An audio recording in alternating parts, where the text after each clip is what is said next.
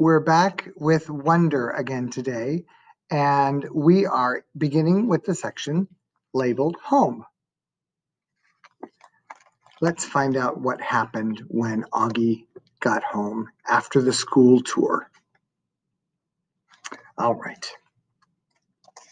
As soon as we had walked at least half a block from the school, Mom said, "So, how'd it go? Did you like it?"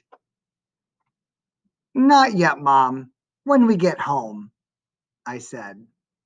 The moment we got inside the house, I ran to my room and threw myself onto my bed. I could tell my mom didn't know what was up, and I guess I really didn't either. I felt very sad and a tiny bit happy at the exact same time, kind of like that laughing, crying feeling all over again. My dog Daisy followed me into the room, jumped on the bed, and started licking me all over my face. "Who's a good girlie?" I said in my dad voice. "Who's a good girlie?" "Is everything okay, sweetness?" Mom said. She wanted to sit down beside me, but Daisy was hogging the bed. "Excuse me, Daisy." She sat down, nudging Daisy over. "Were those kids not nice to you, Auggie?" "Oh, no," I said, only half lying. "They were okay." "But were they nice? Mr. Tushman went out of his way to tell me what sweet kids they are."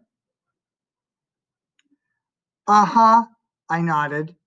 But I kept looking at Daisy, kissing her on the nose and rubbing her ear until her back leg did that little flea scratch shake. "That boy Julian seemed especially nice," Mom said. "Oh no, he was the least nice. I liked Jack though. He was nice. I thought his name was Jack Will, but it's just Jack." "Wait, maybe I'm getting them confused. Which one was the one with the dark hair that was brushed forward?" "Julian." "And he wasn't nice?" "No, not nice." "Oh." She thought about this for a second. "Okay. So is he the kind of kid who's one way in front of grown-ups and another way in front of kids?" "Yeah, I guess." "Ah, hate those," she answered, nodding.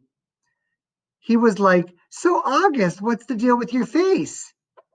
I said, looking at Daisy the whole time. "Were you in a fire or something?" Mom didn't say anything.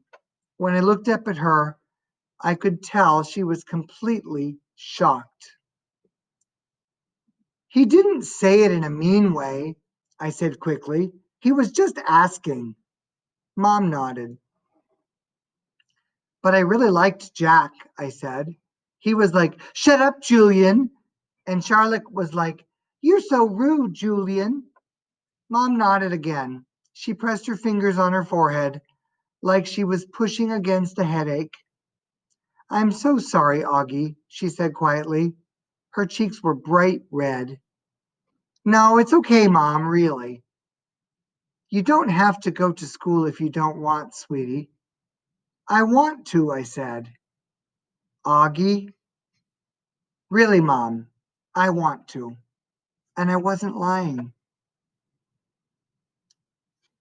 Let's continue. First day jitters. Now, jitters are like nerves whenever you're nervous to try something.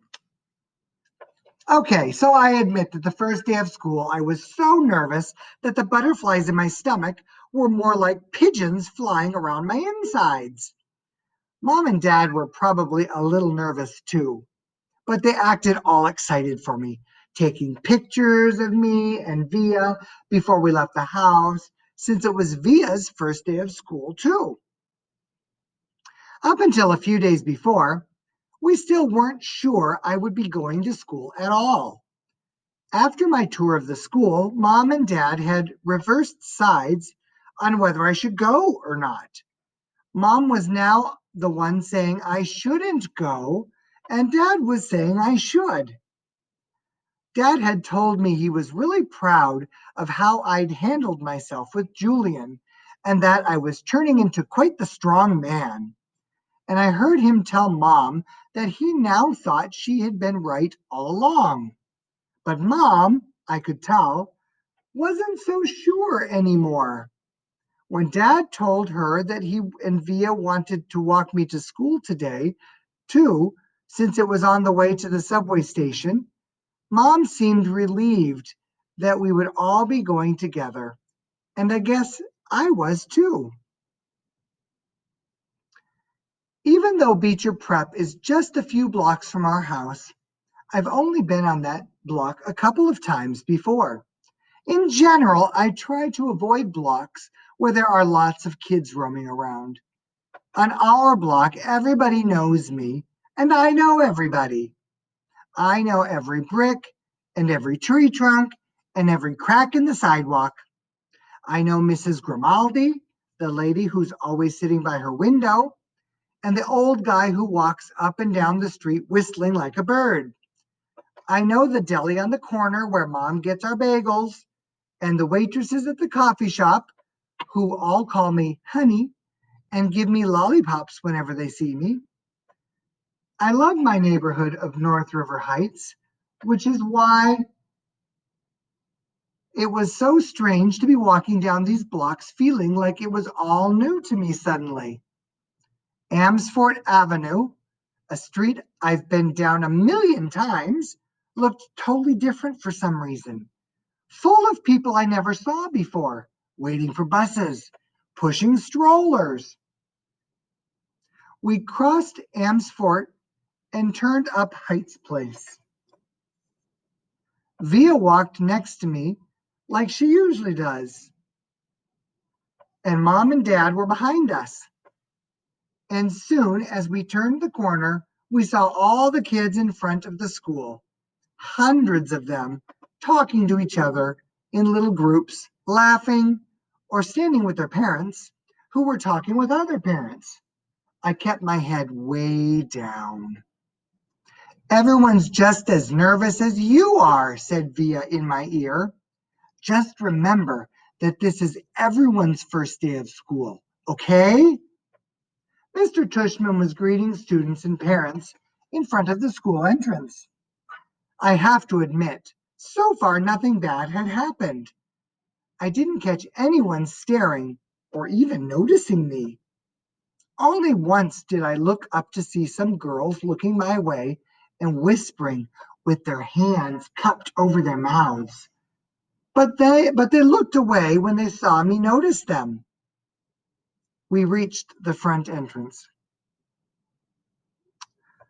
Okay, so this is it, big boy, said Dad, putting his hands on top of my shoulders. Have a great first day. I love you, said Via, giving me a big kiss and a hug. You too, I said. I love you, Auggie, said Dad, hugging me. Bye. Then Mom hugged me, but I could tell she was about to cry, which would have totally embarrassed me. So I just gave her a fast, hard hug, turned, and disappeared into the school. And I think we're going to stop there today. So at least it was everyone's first day of school, right? I wonder if that made it any easier.